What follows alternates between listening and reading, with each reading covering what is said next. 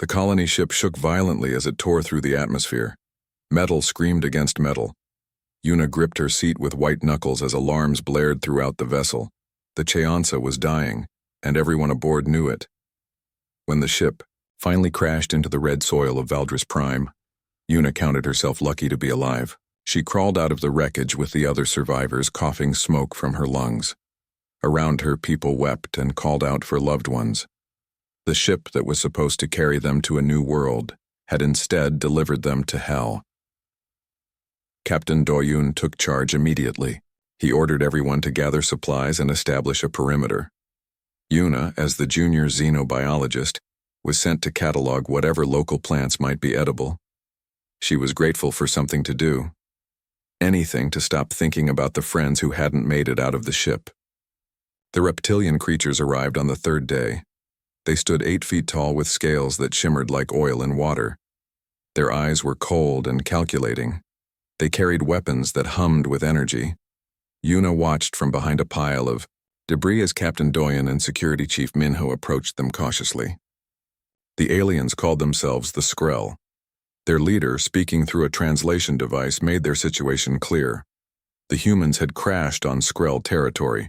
They would be permitted to live, but only if they paid tribute. The tribute was simple.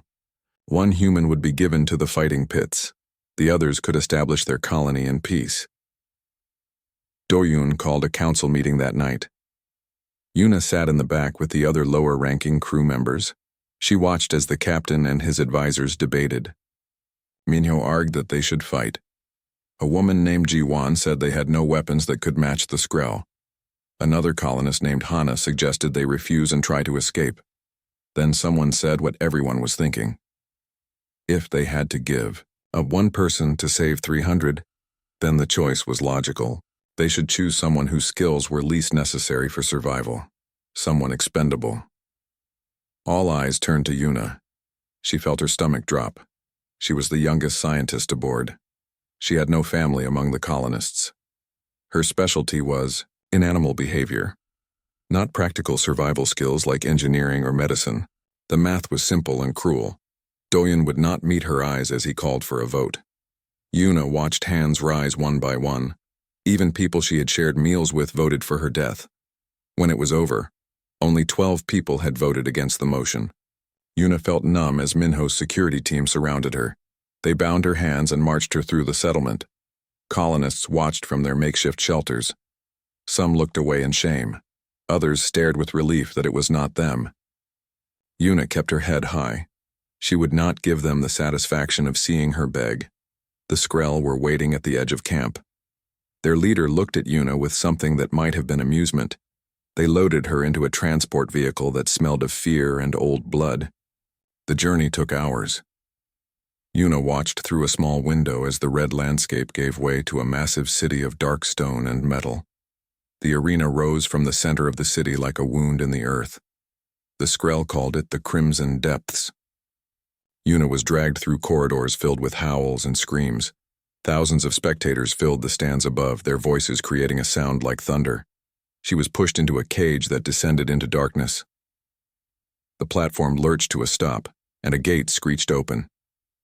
Bright lights blinded her. The roar of the crowd was deafening. Yuna stumbled forward into the pit. The arena floor was covered in sand that had turned rust-colored from blood. Bones littered the corners. High walls rose on all sides, too smooth to climb. Yuna's scientific mind automatically began cataloging details even as terror threatened to overwhelm her. The first beast emerged from a gate across the arena. It was like nothing from Earth. 6 legs carried a body covered in thick scales and spines.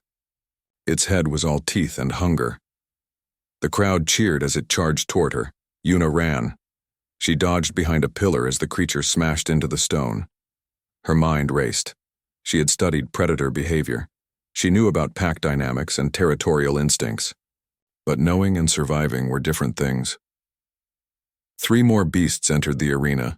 They moved with coordinated precision. Pack hunters. Yuna recognized the hierarchy immediately. The largest one was the alpha. The others deferred to it, waiting for signals before attacking. She was going to die here. The thought came with strange clarity, but if she was going to die, she would die as a scientist. She would observe. She would understand. Yuna stopped running. The beasts circled her, growling. She made herself breathe, slowly. She remembered her training. Predators responded to fear responses. Fleeing triggered chase instinct. Fighting triggered aggression. But what if she did neither? The alpha moved closer. Yuna could smell its breath, hot and rank. She held perfectly still. She watched its body language, the position of its ears, the tension in its muscles. It was testing her, trying to understand what she was. Slowly, Yuna lowered herself to one knee. She made herself smaller, less threatening. She kept her eyes down, avoiding direct eye contact that might be seen as a challenge. The alpha stopped growling. The arena fell silent. Thousands of Skrell watched in disbelief. This had never happened before. The beasts always killed. That was their purpose. That was their nature. Yuna extended her hand, palm up, non-threatening, an offering of trust. The alpha sniffed her hand. Its hot breath washed over her skin. She could see scars covering its body, old wounds from countless fights. This creature was not a monster. It was a slave, just like her. She spoke softly. Words did not matter. Tone was everything. She made soothing sounds, the kind that worked on frightened animals across species. The alpha's muscles relaxed slightly. It did not kill her. The other beasts watched their leader. When the alpha backed away, they followed. Yuna remained kneeling in the sand, her heart pounding so hard she thought it might burst. She had survived. For now. High above, a scarred Skrell named Vorgath leaned forward in his seat. The arena master's eyes gleamed with cold interest. The human was not dead. More interesting, she had done something impossible. She had made contact. Vorgath smiled, revealing rows of sharp teeth. This changed everything. The crowd was already shouting, demanding more. They wanted to see what else this strange human could do. The arena master gave orders to his guards. Yuna would not be killed today. Instead, she would fight again tomorrow, and the day after, and the day after that. She would learn if her miracle could be repeated, or if it had been nothing more than luck. As guards dragged Yuna back toward the holding cells, she looked up at the arena master's box. She saw him watching her. She saw the calculation in his eyes. She understood then that she had not saved herself. She had only delayed her death and made it more entertaining. But she was alive, and where there was life, there was possibility. The cell smelled of whetstone and despair. Yuna sat against the cold wall and listened to the sounds of creatures moving in the darkness beyond her bars. She had been given water in a bowl of something that might have been food. She did not eat it. Her hand still shook from the arena. Morning came with the screech of metal gates. Guards threw Yuna back into the pit. This time she faced different beasts. Smaller, faster, with wings that buzzed like insects. They attacked in swarms. Yuna used what she learned the day before. She moved slowly. She made herself unthreatening. She studied their patterns. The flying creatures were territorial but curious. When Yuna stayed near the center of the arena, they circled but did not strike. When she moved toward their nesting area, they attacked. She learned to read the warning signs in their flight patterns. By the end of the fight, she was directing her movements to avoid triggering their aggression. The crowd was confused. They came to see death. Instead, they saw a human dancing carefully around predators. Some Skrell booed.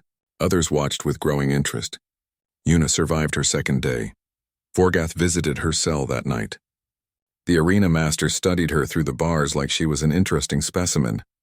He spoke in halting human language. He told her that she would not be freed. She would fight every day. If she continued to survive, she would become valuable. If she died, she would become entertainment. Either way, the arena would profit. Days turned into weeks. Yuna fought creatures of every size and nature. She fought armored beasts that moved like living tanks. She fought serpents that dropped from above. She fought pack hunters and solitary killers. She learned something from each encounter. She began to understand them. These creatures were not evil. They were prisoners like her. They had been taken from their worlds, modified with cybernetics and chemicals, forced to fight and kill. Their aggression was not natural. It was programmed and reinforced through pain and hunger. Una started saving scraps from her food. She hid them in her clothing. In the arena, when beasts came close, she would toss out the food. Not as bait, but as offering. Some creatures ignored it. Others took it cautiously. She was building trust one small piece at a time. The alpha from her first day appeared again. Una recognized the scars. She called him Ash because of the gray color of his scales. When Ash entered the arena, Una sat down immediately. She pulled out food and placed it in front of her. Ash approached carefully. He took the food. Then he lay down near her. They waited together until the match time expired. The Skrell audience was divided. Some demanded real fights. Others were fascinated by what they called the Beast Whisperer. Bets shifted from how long Una would survive to what she would do next. Vorgath was making more money than ever. In her cell, Una met other prisoners. A woman named Kira occupied the cage next to hers. Kira was human. Captured 6 months ago during a smuggling run, she had survived by being vicious and quick. She told Una stories about the Skrell Empire, about how it was crumbling across the galaxy. Kira explained that humans were winning the war. Earth's forces had pushed the Skrell back on dozens of worlds. The Skrell on Valdris Prime were a dying remnant, clinging to their power through fear and tradition. The human colonists did not know this. They believed they were alone and helpless. This information changed everything for Una. Her people had sacrificed her because they thought they were weak. But they were not weak. Humanity was strong. They just did not know it yet. Another prisoner joined their conversations. Timian was a former soldier from a different colony. He had been betrayed by his commanding officer and sold to the arena. He taught Una how to fight properly, how to use improvised weapons, how to defend herself when understanding alone was not enough. A teenage boy named Borum arrived from another human settlement. He was an engineer, captured while trying to repair a communications array. The Skrell threw him into the arena for sport. Una saved him during his first match by directing a beast away from him. Borum swore he would help her however he could. Together, they began to plan. Kira knew the arena layout. Taman knew military tactics. Borum understood technology. Una had something none of them possessed. She had an army. Over months, Una bonded with more creatures. A wounded sky serpent she named Talon learned to respond to her whistles. A massive armored beast she called Shield would position himself to protect her during fights. Smaller creatures formed packs around her. She became their alpha, their protector, their voice. Una treated their wounds with supplies she stole or traded for. She learned their individual personalities. She discovered that each species communicated differently. Some responded to sounds, others to gestures, some to pheromones she learned to recognize and mimic. The beasts began to change. The cybernetics could not be removed. But Una found ways to work with them instead of against them. She discovered that certain modifications responded to specific commands. She turned weapons meant to torture into tools for coordination. Training happened in secret, during the quiet hours when guards were few. In the beast pens below the arena, Una worked with her creatures. She taught them formations. She taught them to respond to different signals. She prepared them not for arena combat but for war. Kira brought news from above. The Skrell governor was planning something big, a grand spectacle to celebrate his rule and intimidate the human colonists. Every prisoner would fight. Every beast would be released. It would be a battle royale with no survivors expected. Una smiled when she heard this. The others thought she had gone mad from stress, but she explained her thinking. A grand spectacle meant everyone would be in one place. The governor, his guards, the arena master, and the human colonists would all be watching. The arena would be the center of attention. Kira understood first. Her eyes widened. Taman began to grin. Borum nodded excitedly. If every beast was in the arena at once, and if those beasts followed Una instead of fighting each other, then the prey would become predators. They refined the plan over weeks. Borum learned that the arena was built on top of the old crash site. The Cheonce's wreckage was below ground, including the armory and communications equipment. If they could fight their way out of the arena and reach the ship, they could arm themselves and call for help. Una sent signals to all her bonded creatures. She taught them a new command. When she gave it, They would not attack each other. They would turn toward the stands, toward the Skrell, toward freedom. The night before the grand spectacle, Una could not sleep. She thought about Captain Doyen and the colonists who had voted for her death. She thought about how they would watch her from the safety of the stands, believing she was about to die for their entertainment. She thought about how wrong they were. She had not been fed to the beast. She had become one of them. She had learned their language, earned their loyalty, and now she would lead them. Kira whispered through the bars between their cells. She asked if Una was ready. Una touched the scars on her arms from months of fighting. She listened to the sounds of creatures moving in the darkness. Creatures who trusted her, who would follow her into battle. She was ready. Tomorrow the Skrell would learn what it meant to corner a human. Tomorrow her own people would learn what they had created when they threw her away. Tomorrow the Beast Whisperer would become something more. Tomorrow she would show them all what humanity truly meant. The arena had never been so full. Thousands of Skrell packed the stands, their scales glittering under harsh lights. In the honored section sat the governor himself, flanked by his generals and advisors. Below them, separated by guards, the human colonists watched with hollow eyes. Una could see Captain Doyen among them. He would not look at the arena floor. Vorgath stood in his private box, arms crossed over his scarred chest. He had promised the greatest spectacle in arena history. Every prisoner, every beast, one massive battle until only the strongest remained. The crowd roared their approval. Una stood among the other prisoners in the preparation tunnel. Kira checked her improvised weapons. Taman stretched his muscles. Borum looked terrified but determined. Around them, guards herded confused and angry beasts toward the arena entrance. The gates opened. Prisoners were pushed forward into blinding light. The sand had been raked clean, ready to soak up blood. Una walked calmly to the center while others scattered to the edges. Above, the crowd's noise reached a fever pitch. The beast gates opened all at once. Dozens of creatures poured into the arena. Ravagers, sky serpents, armored behemoths, and horrors without names. The crowd expected chaos. They expected carnage. They expected the beast to tear into the prisoners immediately. Una raised her hand. She made a sound that carried across the arena, a combination of clicks and whistles she had practiced for months. Every beast she had bonded with stopped moving. They turned toward her. Ash emerged from the pack and walked to her side. Talon landed on her shoulder. Shield positioned himself at her back. The arena fell silent. This was not in the script. Beast did not follow humans. Beast killed humans. That was the natural order. The crowd watched in confusion as Una stood surrounded by creatures that should have devoured her. Vorgath leaned forward in his box. For the first time in decades, he felt something like surprise. The human had done more than survive. She had built an army. Una lowered her hand.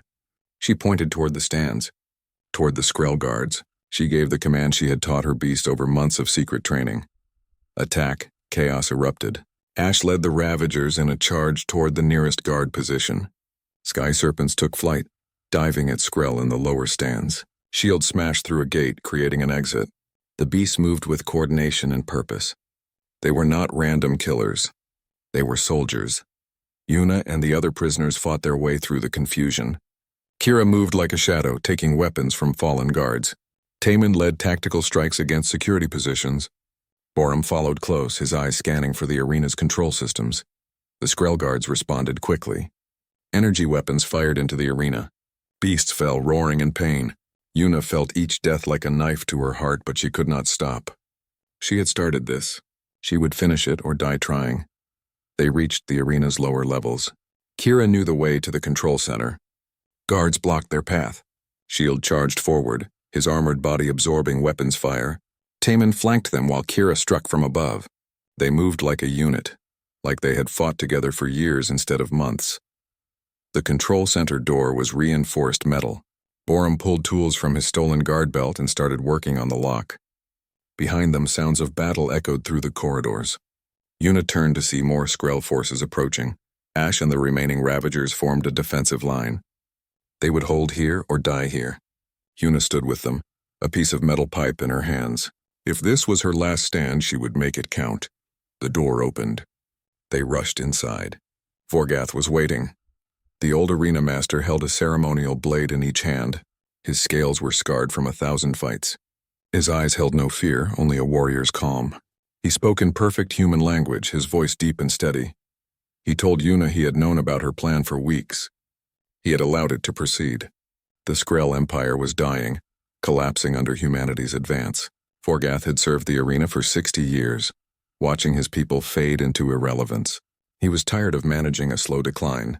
If he was to die, he wanted to die in battle against a worthy opponent. Yuna understood. She raised her weapon. Vorgath attacked. He was old but incredibly fast. His blades carved the air where Yuna had been standing. She rolled, blocked, countered. Taemin tried to help, but Vorgath drove him back with a flurry of strikes. Kira's thrown knife bounced off his scales. Shield burst through the doorway. The massive beast charged Vorgath, who sidestepped and slashed at the creature's legs. Shield stumbled.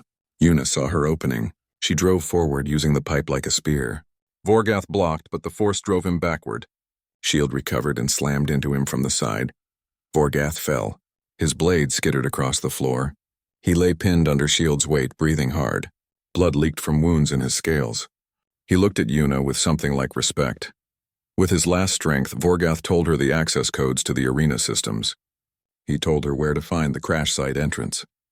He told her that the Skrell governor would order orbital strikes rather than allow this rebellion to succeed. She had minutes, not hours. Vorgath closed his eyes. His breathing stopped. Shield moved off the body slowly, almost gently. Borum was already at the controls. His fingers flew over the screens. He activated the arena's communication array, the most powerful system on the planet. Every screen in the city, every monitor in the colony flickered to life, showing Yuna's face. She spoke clearly. She told the watching colonists the truth that Kira had taught her. Humanity was winning. The Skrell Empire was falling. Earth's fleets were pushing across the galaxy. The colonists were not helpless victims. They had been lied to by their own fear. She challenged Captain Doyen directly. She asked him if he felt safe now, watching from the stands while others fought for freedom. She asked every colonist who had voted for her death if they felt proud. She told them that she had been fed to the beasts, but she had not died. She had become something more. The camera panned to show her surrounded by creatures. Ash stood at her side, loyal and strong. Other beasts filled the room, looking to her for commands. She was not a victim. She was a leader. She was proof that humanity's strength came not from weapons or ships, but from the refusal to surrender. Alarms blared. Borum shouted a warning. The governor had ordered the strike. Orbital weapons were charging. They had 3 minutes to evacuate the arena or be vaporized. Yuna gave the command. All forces retreat. The beast responded immediately following their alpha. Prisoners and creatures flooded through the corridors toward the lower levels. Kira led the way using Vorgath's information. Behind them, Skrell forces tried to stop their escape, but the beast fought with desperate strength. They reached a massive door marked with human symbols. The entrance to the crash site. Borum's engineering knowledge got it open. Beyond was darkness and the smell of old metal. The wreckage of the Cheonsa waited below. The last prisoners and beasts poured through. Yuna took one final look at the arena above. She could hear the crowd's panic, the sound of Skrell evacuating. In one night she had shattered their power and given her people hope. Shield nudged her gently with his massive head. Time to go. Yuna turned and followed her army into the darkness. Behind them the door sealed shut. 30 seconds later, fire fell from the sky. The Crimson Depths arena, pride of the Skrell for generations, exploded into rubble and flame. The governor watched from his ship in orbit. Convinced he had destroyed the rebellion, he was wrong. Deep underground in the broken hull of a colony ship, Yuna and her people survived. They were free from the arena, but not yet free from the Skrell. The real fight was just beginning. But Yuna smiled in the darkness, surrounded by the sounds of beasts and humans catching their breath. They had done the impossible once. They would do it again. She had been thrown away, fed to monsters, left to die. Instead, she had found her purpose. She had found her pack. And together they would show the galaxy what humanity meant. Emergency lights flickered in the crashed ship's corridors. Yuna led her group through twisted metal and broken memories. The Cheonsa had been their hope once. Now it was their refuge and their arsenal. Borum moved ahead with a portable light, searching for specific sections. The armory was intact. Sealed doors had protected it from the crash and the years of neglect. Borum bypassed the locks with shaking hands. When the doors opened, Yuna saw enough weapons and equipment to arm a small army. Rifles, body armor, combat exoskeletons, and even 2 military mechs designed for colony defense. Kira immediately began distributing weapons. Taman organized the prisoners into fire teams based on their skills. Even people who had never fired a gun received basic instruction. They had no choice. The Skrill would come looking for survivors. They had to be ready. Yuna focused on her beasts. Many were wounded from the battle. She used medical supplies from the ship to treat them as best she could. Ash had burns across his back. Talon's wing membrane was torn. Shield had deep cuts in his armor plating. She worked through the night, her hands gentle despite her exhaustion. By morning, they received unexpected visitors. A group of colonists had followed them into the crash site. They entered carefully, hands raised to show they were unarmed. Their leader was a man named Jihoon. He had been one of the 12 who voted against sacrificing Yuna. Jihoon told her that the colony was in chaos. Captain Doyen had locked himself in his quarters, refusing to speak to anyone. Security Chief Minho was trying to maintain order, but many colonists were demanding answers. Yuna's broadcast had shattered their comfortable lies.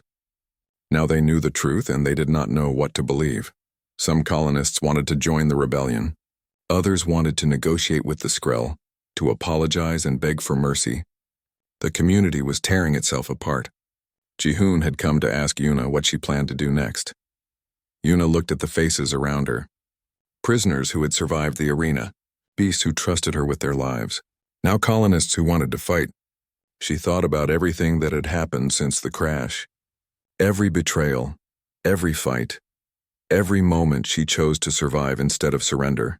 She told Jihoon to gather everyone who wanted to listen. She would speak to the colony, but not as a victim seeking justice, as a leader offering a choice. By afternoon, hundreds of colonists gathered in the wreckage of the Cheonsa. They stared at Yuna standing atop a piece of broken hull, surrounded by creatures that should have killed her. Some looked ashamed. Others looked angry. Most looked confused and afraid. Yuna spoke clearly. She told them she did not want their apologies. Words were cheap. She wanted their courage. The Skrill Empire was dying, but the Skrill on Valdris Prime still had weapons and ships. They would not allow this rebellion to stand. The orbital strike was just the beginning. She told the colonists about humanity's victories across the galaxy, about Earth forces pushing the Skrill back on world after world, about how they had never been alone or helpless. Their leaders had simply been too afraid to believe in their own strength. She explained what would happen next. The Skrill governor would send his remaining forces to crush them.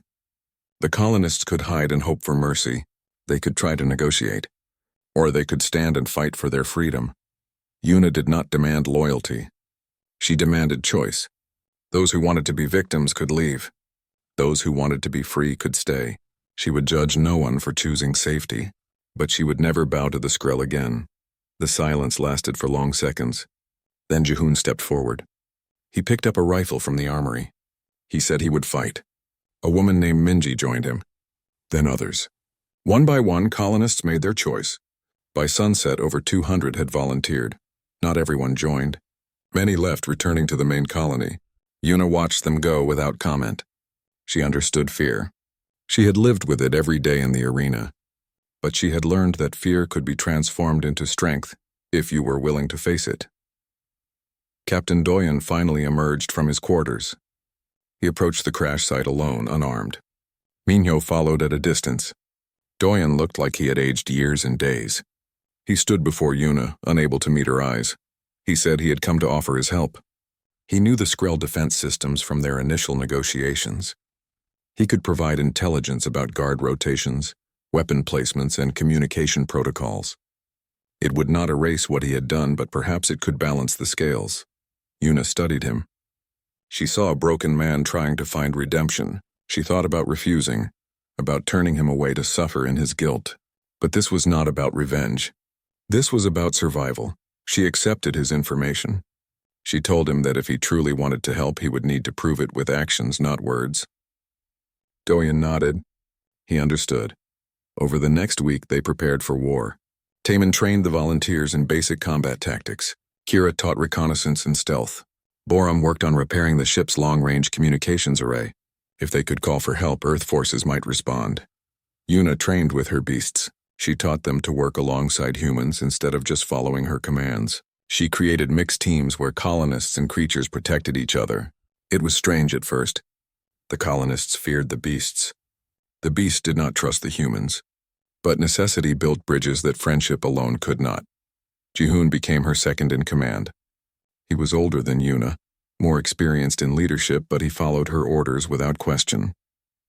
He told her that she had earned authority not through rank, but through action. She had survived what should have killed her. She had turned enemies into allies. She had given them all something they had lost: hope. The Skrell attack came on the 8th day. Scanners detected military transports approaching the crash site. The governor was done with patience. He sent his elite shock troops and war machines to eliminate the rebellion permanently. Yuna gave the order. All forces to defensive positions. Colonists manned the fortifications they had built around the Cheonsa. Beasts moved to flanking positions using tunnels Kira had mapped. The mechs were activated with Borum and another engineer inside. The Skrell forces arrived in overwhelming numbers. Armored vehicles, flying drones, and hundreds of soldiers in combat suits. They expected terrified colonists with improvised weapons. Instead, they found a coordinated defense. The battle was brutal. Skrell weapons tore through barriers. Human rifles burned through armor. Beasts struck from unexpected angles using the terrain Yuna had taught them. Ravagers flanked enemy positions. Sky serpents dropped explosives from above. Shield became a mobile fortress protecting wounded humans with his armored body. Yuna commanded from a high position, watching the battlefield like a chess game. She directed her forces with hand signals and whistle commands. When the Skrell tried to concentrate their attack on one position, she would send beasts to hit them from behind. When they spread out to chase creatures, human defenders would catch them in crossfire. Doyen made his choice during the height of battle. He had been monitoring Skrell communications from inside the ship. He discovered that the governor had positioned artillery to level the entire crash site. The bombardment would kill everyone, Skrell soldiers included. The governor did not care about casualties anymore. He only cared about destroying the rebellion. Doyen knew the Skrell codes. He could disable the planetary defense grid for a few minutes. It would allow human forces to strike from orbit if any were in range. But accessing the system would trigger alarms. The Skrell would know someone was sabotaging them. They would trace the signal directly to his location. He did not ask permission. He activated the codes and broadcast the access window on all frequencies. Then he smiled, the first real smile Yuna had seen from him. He said he was sorry. Not just words this time. He proved it with his life. The Skrell traced the signal. Artillery turned toward the ship's communication center. Doyen stayed at his post, broadcasting the access codes until the shells hit. The explosion consumed that section of the wreckage. The battle continued for hours. Bodies fell on both sides. Taemin died protecting Borum from a Skrell grenade. Kira took a blast meant for Jihoon and collapsed with burns across her side. Dozens of colonists and beasts were wounded or killed. But they held. They did not break. As the sun set, the Skrell forces withdrew. They had lost too many soldiers for too little gain. The rebels controlled the crash site. Yuna stood among the survivors, covered in blood and exhaustion. They had won, but victory tasted like ashes. Minji was treating Kira's wounds. The former smuggler would survive, but she would carry scars. Jihoon coordinated cleanup and counted the dead. Borum stared at the destroyed section where Doyen had made his final stand. Yuna found Ash lying near Shield. Both creatures were badly wounded but alive. She sat between them, one hand on each. They had bled for her. She had asked so much of them. That night, as Borum continued working on the communications array by emergency lights, something miraculous happened. The system activated. Doyen's sacrifice had given them the time they needed. The array began broadcasting a distress signal into space. Yuna recorded a message. She gave their coordinates. She explained the situation. She told any human forces in range that colonists on Valdris Prime were fighting for survival and needed immediate assistance. Then they waited. In the darkness of the crashed wounded and... The ships came 3 days later. They emerged from faster-than-light travel, with the thunder of compressed space returning to normal. 5 Earth Defense Coalition warships, led by the battlecruiser New Horizon. Admiral Sungho commanded the fleet that had been pushing the Skrell back across the sector for months. Yuna stood on the surface as dropships descended. She was exhausted, dirty and surrounded by creatures that most humans would call monsters. When Admiral Sung-ho stepped off his transport, flanked by Marines in combat armor, he stopped and stared. He had read her distress signal. He had seen the reports of colonists fighting the Skrell, but nothing prepared him for the reality. A young woman commanding an army of alien beasts, a crashed colony ship turned into a fortress, hundreds of civilians who had become soldiers. The impossible made real. Sung-ho introduced himself formally. Then he smiled and said he had spent 20 years in the military, and he had never seen anything like this. Yuna was too tired to return the smile. She told him they had wounded who needed medical attention immediately. Everything else could wait. The coalition brought supplies, medics, and reinforcements. Kira was moved to a proper medical facility aboard one of the ships. The colonists who had fled to the main settlement were secured and protected. The Skrell governor's remaining forces surrendered when they saw Earth warships in orbit. Over the following weeks, Yuna learned about the wider war. Humanity had been fighting the Skrell for decades across hundreds of worlds. The tide had turned 5 years ago. Now the Skrell Empire was collapsing system by system. Valdris Prime was one of their last holdouts, and even here, their control had crumbled. The coalition wanted to understand what happened. They interviewed everyone. They studied Yuna's methods with the beasts. They reviewed footage from the arena that Borum had recovered from the control systems. The story spread across human space. The scientist who was sacrificed, who turned victims into warriors, who commanded beasts in battle. A military tribunal was convened for the colony leadership. Minho and the surviving council members who voted to sacrifice Yuna were charged with cowardice and abandonment of duty. Yuna was required to testify. She sat in a clean uniform that felt strange after months of arena rags and battle gear. She told the truth simply and clearly. She did not exaggerate their crimes. She did not minimize her own suffering. She explained what they did and why it was wrong, not because it hurt her, but because it betrayed the principles humanity claimed to value. The council members tried to defend themselves. They said they made an impossible choice. They said they did what they thought was necessary for survival. Yuna listened without emotion. When asked what punishment she thought was appropriate, Yuna surprised everyone. She said she did not want revenge. She wanted accountability and change.